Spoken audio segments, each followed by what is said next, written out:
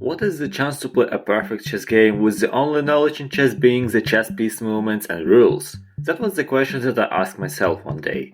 If we take 40 as the average length of the chess game, we would need 40 perfect chess moves in a single game. So today, with a little bit of math and programming, I'm going to estimate the average number of moves that can be played during a move. And with that information, I will calculate what is the chance to play a completely perfect chess game. The first thing we need to understand what is the structure of an average chess game. As chess goes, we have an opening stage, the middle game stage, and finally the end game. The reason why do we need this information is actually quite simple. Every stage is different, even every move, but we won't be calculating all of that, that is really too much to consider. The two important factors in the stages are the numbers of pieces still on the board and the length of the stage. Let's quickly analyze this little table I made. When the opening is usually 10 moves long, according to various sources, the middle game and the end games are longer, around 15 moves each. As you can see, the further we go into the game, the less pieces we have on the board too. This means we will start in the situation where we will have a lot of pieces, but they will be preventing themselves to move. But in the end game there will be a lot of space, but not a lot of pieces to move. So for each part of the game we need to calculate the average number of legal moves. And of course, let's not linger and start with the first one, the opening. So the opening phase is the phase that we can really predict, because it's usually the same all the time. However, as we are calculating the chance of a completely random chess game, we need to consider every possible move. Let's start with the calculation of the weakest, but interestingly the hardest piece to calculate. Pawn. We know for sure that at the start we can play 20 total moves, 16 of them we can play by our pawns. That is why I'm adding 2 times 1 to our sum, as we have 2 possible moves for a pawn for 1 move. But we still have 9 moves after that. That is how I am going to calculate the chance in this and any other situations and any other pieces. As we have 30 pieces alive on average, that means that we will have 35 out of 63 chance to move up our pawn.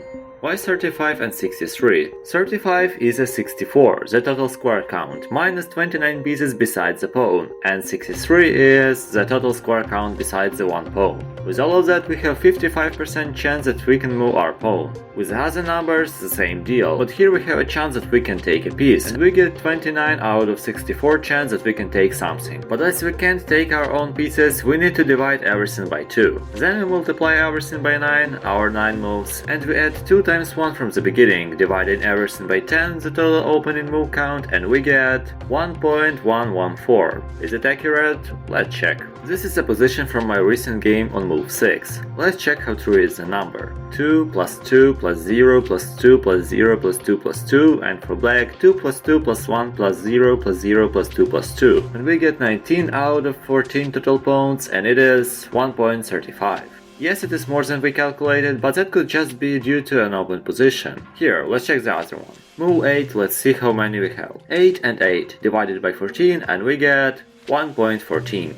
Much better. That is a lot of work for just a single pawn. Let's move on then. The next one is the knight. The knight is interesting as it has different move numbers for different positions. Since the beginning he has 2 possible moves though, that is for sure. Now we just need to calculate the other 9 moves. That is going to be simpler. To start we have the 49 out of 63 chance that we can move or take a piece on that square. And now we need to multiply this by this monstrosity. What the hell is even that? That is an average move number for a knight on an empty board. In the corners we have 2 moves, on the squares nearby 3, and so on and so forth till we get the 8 possible moves closer to the center. We get 5.5 moves on average. Now after dividing everything by 10 we get 4.05 moves by knight in the opening. Let's check if that's true. Move number 9, let's calculate. 4 plus 5 plus 5 plus 3 divided by 4 is 425.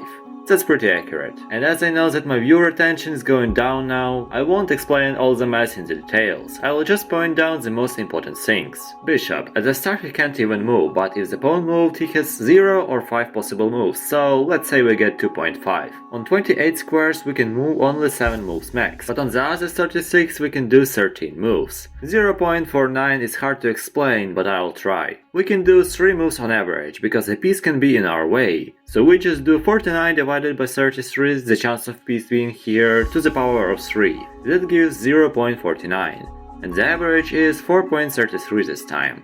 Once again, for a random game it's pretty accurate. For the rook the same thing. However, here I tried to calculate even better, as I calculated all possible outcomes for the rook for the first 3 moves, and we see the same 0.49 in this too. Here we get 5.17. Even though it looks absolutely stupid for a random game, it's pretty accurate. Queen is just rook plus bishop, but I have decided to modify rook a little bit to make it more accurate. We got 6.17, a reasonable number. The king can seem easy to calculate, but let me explain. He can't move at the start, then only if one of these 3 pawns move he can move as well, and then we add some similar thing like we did with knight, as the king has different moves on the corners and on the edges. And the last part though, this is a cancelling chance. 2.5 is the average amount of pieces required to not be present on squares, and 0.6 is like a 0.49 but just a little bigger chance. And after combining all of that we get 4.26 average possible moves. Incredible and incredibly accurate as well.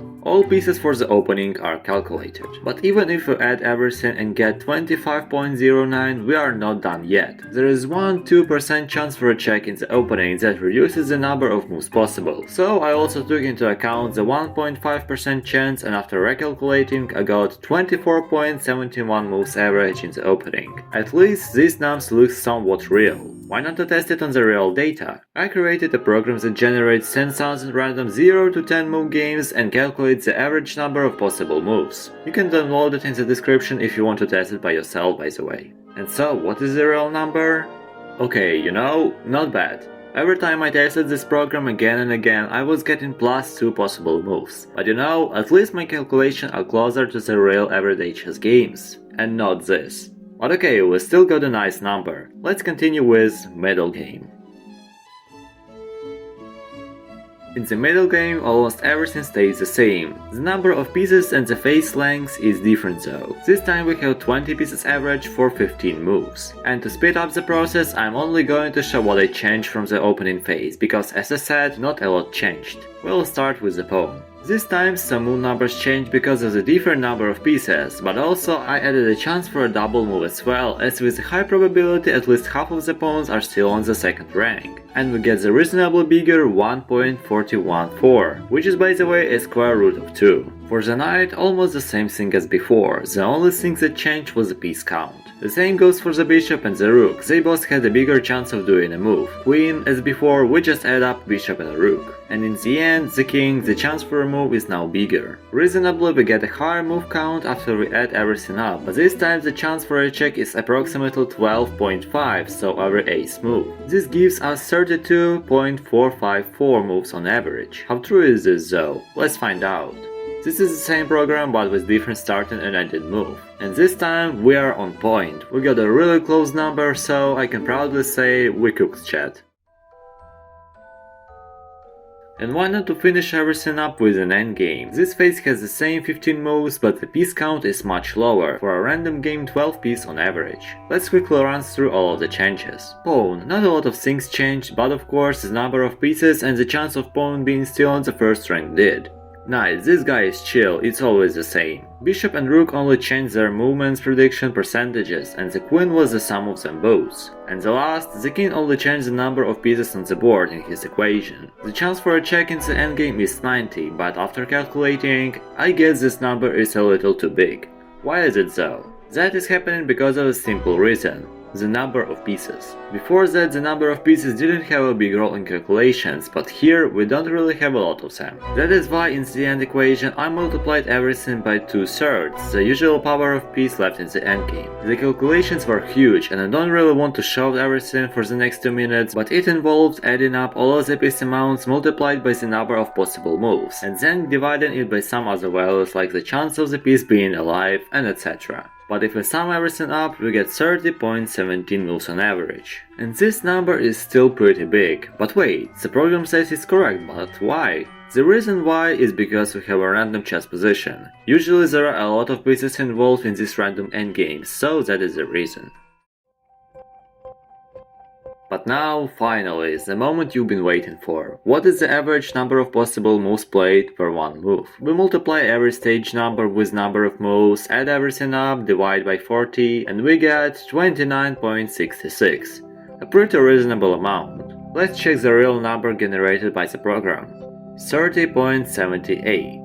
Well, one more move than we got. But I'm still happy that we got such a close answer with manual calculation and assumptions. By the way, at least our number is even closer to the real chess, because we usually have less pieces than in the random ones. But what is the chance of playing the perfect chess game then? To calculate the chance of any game, we just need to take 29.66 to the power of moves we want to play. I'll try to do it with 40. And that is the answer. That is, by the way, 10 Winctillion, 999 Duo Winctillion, 160 Winctillion, 116 on Winctillion, 277 Winctillion, 759 No Winctillion, 999 Octodectillion, 803 Septidecillion, 900 Sextillion. And that is only to play the perfect game for one side. Now send this video to your friend who says the chess is easy and he can beat you even without knowing the strategies. I mean, he can try, but for the end, let's just check how long the number is for the random completely perfect chess game for both sides. If you like the video, you know what to click. Cranberry.